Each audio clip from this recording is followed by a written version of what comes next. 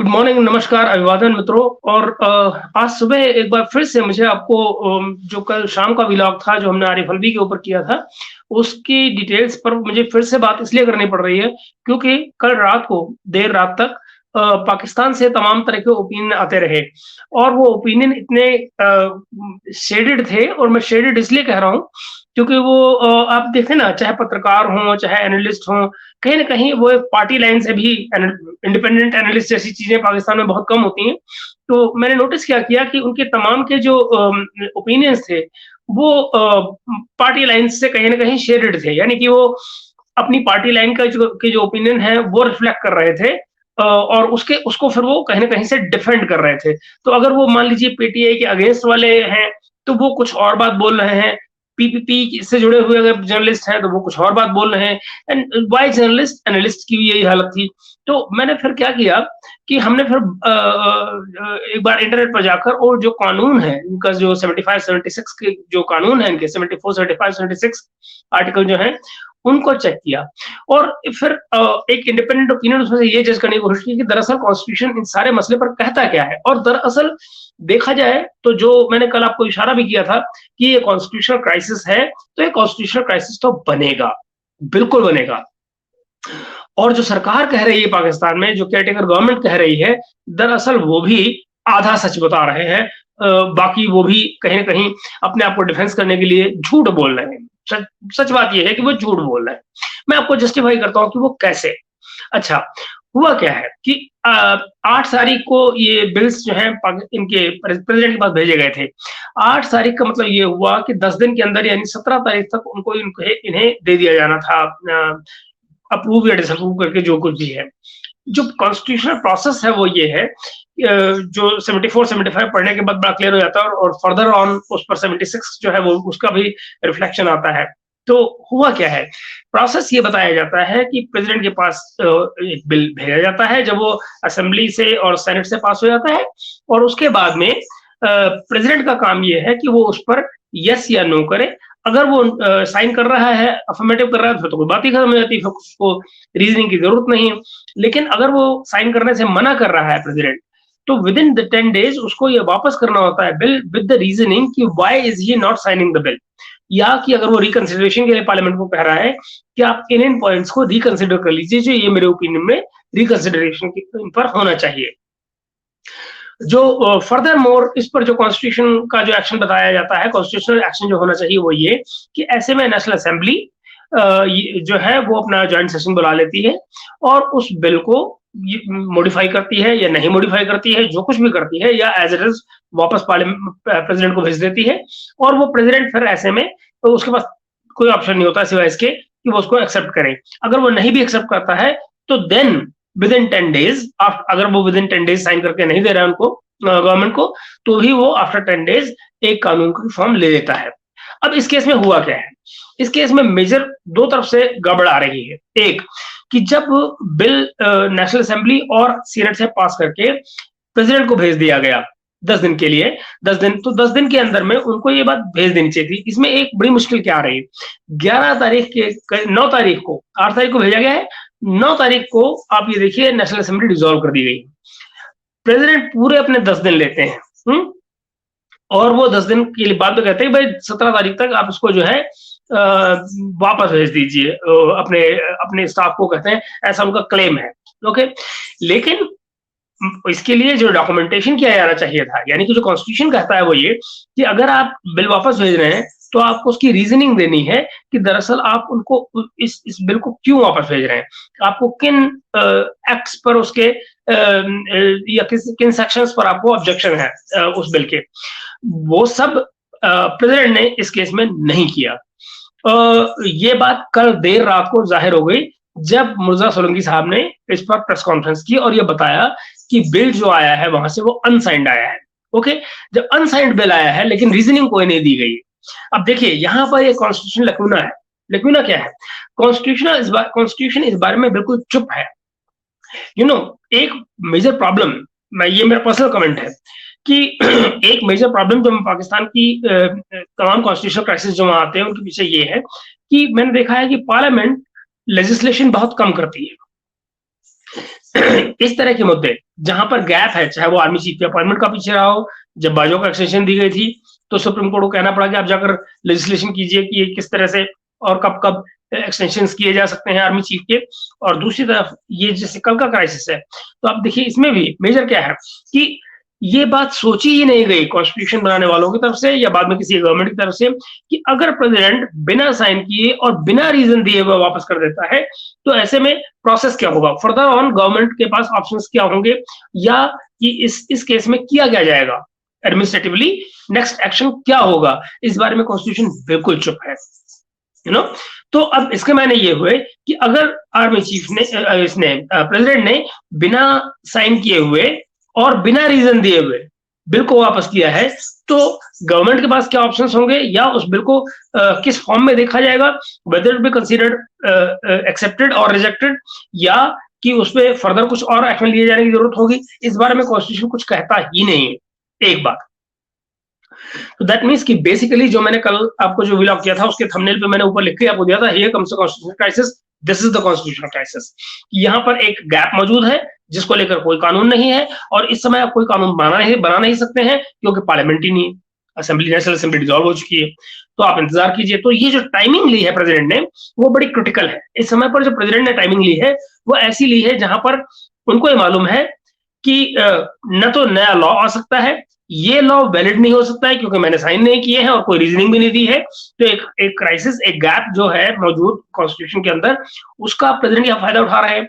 दूसरी बात, ऐसे में बहुत सारे analyst including major names like Suhrawardy sahib या इस किस्म के जो लोग हैं, और या इवन जो पाकिस्तान के बहुत नामी जो वकील हैं इरफान कादिर साहब जो कि एडवाइजर रहे बहुत सारे प्राइम मिनिस्टर्स को भी अभी भी है, तो जो आउटगोइंग गवर्नमेंट जो रही है उसमें भी वो प्रेसिडेंट के प्राइम मिनिस्टर के एडवाइजर थे इरफान कादिर साहब। तो जनाब इन सब लोगों का कहना क्या है कि प्रेसिडेंट को रिजाइन कर देना चाहिए। अच्छा, अगर रिजाइन नहीं करते हैं तो उनको नहीं भी उन्होंने अनकॉन्स्टिट्यूशनल काम तो किया है, तो अनकॉन्स्टिट्यूशनल काम तो इससे पहले भी होते चले आ रहे हैं। फॉर एग्जाम्पल, इमरान खान के रिजीम के दौरान जिस तरह से कॉन्स्टिट्यूशन को वायलेट करते हुए इलेक्शंस को उन्होंने असेंबली को डिसॉल्व किया था प्रेसिडेंट ने और नए इलेक्शंस के ऑर्डर किए थे, तो जनाब वो तमाम काम को पाकिस्तान की सुप्रीम कोर्ट ही कह चुकी है कि ये कॉन्स्टिट्यूशन का वायलेशन है।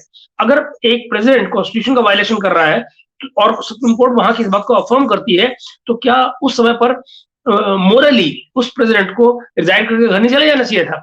मगर ऐसा नहीं हुआ है। पाकिस्तान है भाई, कौन गद्दी छोड़ता है अपनी।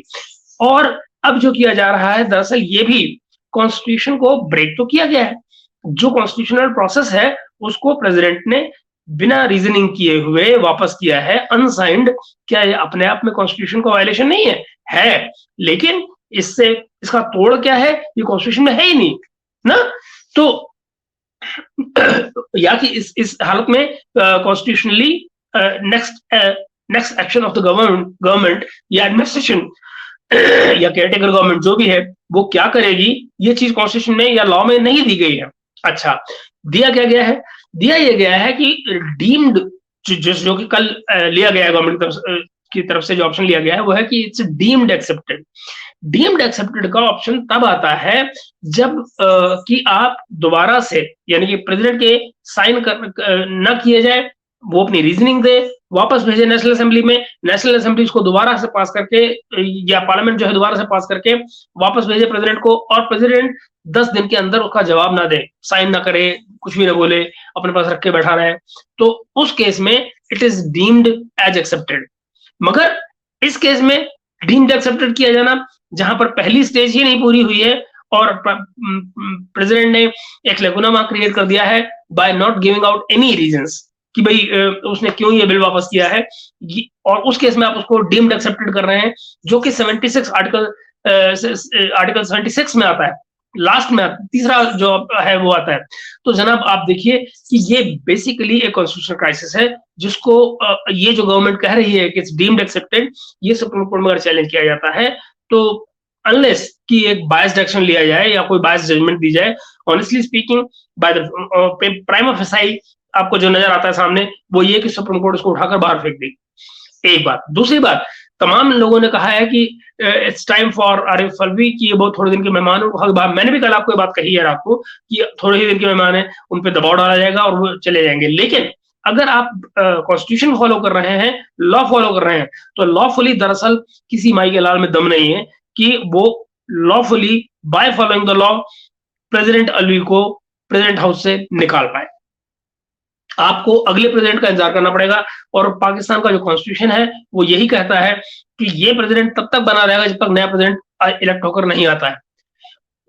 प्रेसिडेंट की कुर्सी खाली नहीं हो सकती। हाँ, अगर ये अपनी मर्जी से रिजाइन करके चले जाएं तो सीनेट का जो चेयरपर्सन है वो एज केयरटेकर प्रेसिडेंट आ जाएगा, जो कि मैंने जिस ऑप्शन की तरफ मैंने कल आपको इशारा किया है।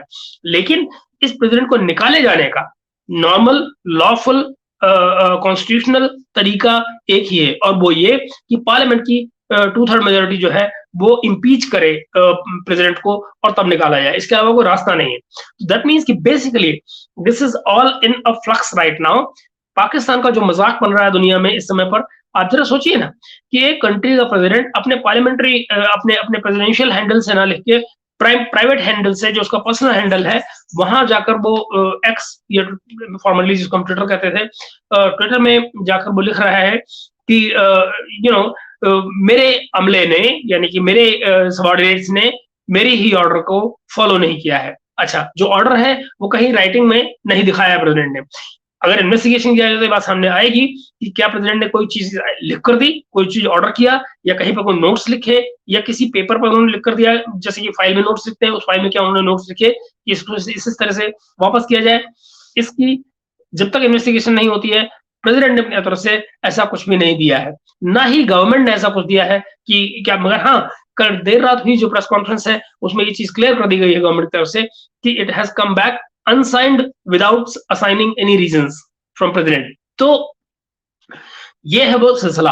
तो basically constitutional crisis is deep, murky, and इस सिचुएशन में दरअसल अगर सब कुछ लॉफुली चलाया जाए तो नहीं लगता कि इन दो कानूनों को गवर्नमेंट बचा सकती है, unless as I told you कि ये प्रेसिडेंट ऑर्डिनेंस पे साइन करे, गवर्नमेंट जो केयरटेकर गवर्नमेंट है वो ऑर्डिनेंस लेकर आए और उस पर चलाया जाए इसको।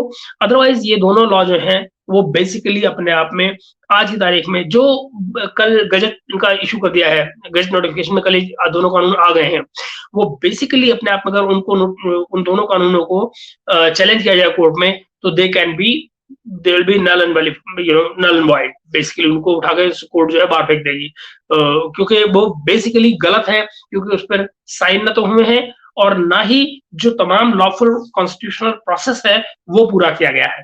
तो ये है मेरा इसका टेक इस तमाम सिचुएशन का, जो मुझे लगा मुझे आपसे शेयर करना चाहिए, क्योंकि मैंने इस बीच में कल देर रात को जब ये कंफ्यूजन मैंने देखा और मैंने ये देखा कि तमाम जर्नलिस्ट का जो ओपिनियन आ रहा है वो कहीं ना कहीं बायस्ड है या शेडी है, शेडेड विद पार्टी लाइंस, तो मुझे लगा कि मुझे आपके साथ ये शेयर करना चाहिए कि दरअसल क्राइसिस का जो साइज है, जो क्राइसिस है वो कितना बड़ा है, और जो इस सारे में जो मजाक बनेगा इस कंट्री का वो अलग। दुनिया में आप मुझे देखिए, दुनिया में कहां पर ऐसा होता है कि कोई प्रेसिडेंट ये लिख रहा हो कि मेरा ही अमला मेरी ही बात नहीं मान रहा है, तो भाई फिर आप वहां बैठे किस लिए?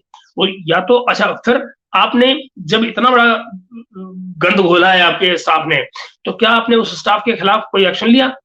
ये बात फ्राइडे रात शाम की है जब सब कुछ हो गया है, तो क्या फ्राइडे से और आज मंडे हो गया है, अभी तक कोई खबर नहीं है कि प्रेसिडेंट ने उन ऑफिसर्स का नाम लिया हो कि भाई मैंने किस ऑफिसर को बात बोली थी, अपने किस डीजी को बात बोली थी, डीजी लॉ या डेप्यूटी डीजी लॉ, किसको बात बोली थी जो जिसने ये मेरी बात नहीं मानी है और उसके बिल्कुल उल्टा काम किया है, और फिर उनके खिलाफ क्या डिसिप्लिनरी एक्शन लिया है प्रेसिडेंट ने।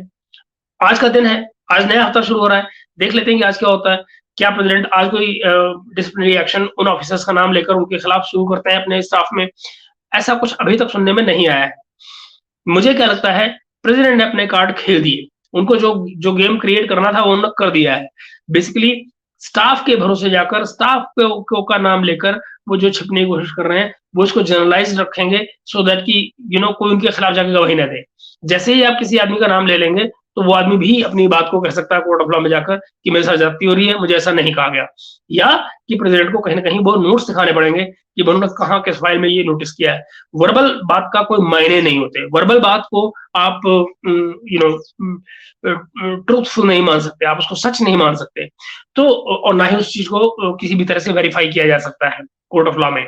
तो दोस्तों ये है अब तक का एक मेरा टेक इस सारे मसले पर जो कल रात को खड़ा हुआ, और मुझे लगा कि इससे आपको अभी तक जो सिचुएशन है उससे आगाह करना चाहिए। आप इस बात को गौर से देखिएगा कि ये कॉन्स्टिट्यूशनल क्राइसिस फिलहाल डीपन होगा। इस पर आज सोमवार का दिन है, नया हफ्ता शुरू हो रहा है, कल ये सारा क्राइसिस शुरू हुआ है। तो मुझे लगता है कि आज दिन में किसी वक्त एस्टेब्लिशमेंट से भी कोई ना कोई इसका नैरेटिव आएगा, कोई ना कोई एक्शन एस्टेब्लिशमेंट की तरफ से डायरेक्ट या इनडायरेक्ट होता हुआ आपको नजर आएगा, ऐसा मुझे लगता है। मुझे नहीं लगता कि एस्टेब्लिशमेंट इस सारे खेल को लेकर चुप बैठेगी, या कि वो गवर्नमेंट के थ्रू ऑपरेट करेगी एज एज प्रॉक्सी। ये भी एक देखने की चीज होगी, लेकिन आज शाम तक जो खबरें आएंगी वो इंटरेस्टिंग होंगी सारे बारे में देखने की। तो हम वो सारी खबरें भी शाम को आपसे एक बार फिर से डिस्कस करेंगे, या आफ्टरनून में जैसे ही वो सब कुछ आता है तो हम उस पर और बात करेंगे। अभी के लिए इतना ही दोस्तों, अपना ख्याल रखिएगा, have a lovely day, and don't forget to like and share the video and subscribe to the channel if you have not subscribed till now. We will meet very soon in the next video. Bye bye for now, have a lovely day.